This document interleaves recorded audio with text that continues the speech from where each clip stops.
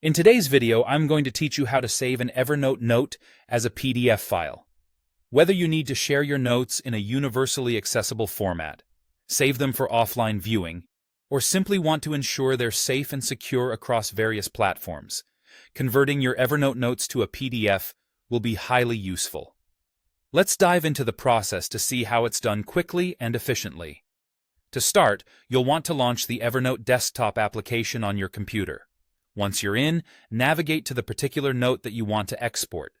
Make sure that the note is open and visible on your screen, giving you access to all its contents, as this is the note that you'll be converting to a PDF. Now, look towards the upper right corner of the note.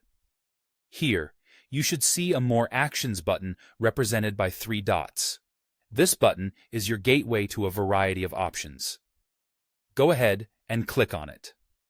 Once you do this, a drop-down menu will appear.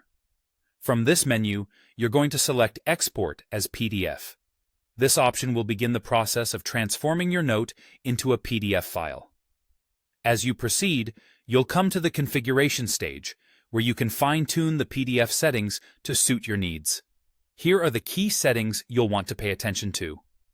First is the paper size. Choose one that best fits your needs, whether it's A4, letter, or any other standard size. Next, you'll select the orientation of your document. You have the option to choose between portrait and landscape, depending on how you want your note to appear. Following that, you'll decide on the margins. Set the margin size to ensure proper spacing around the edges of your document. This can affect readability, so choose wisely. Then, decide whether you want to export the document in color or black and white. This decision might depend on whether your note contains colorful graphics or text that you want to retain, or if you prefer a more classic look. You'll also have the option to include page numbers. This can be a helpful addition for easy reference if your document is particularly lengthy. If you choose to include them, decide on their placement, whether it's at the top or bottom of the page.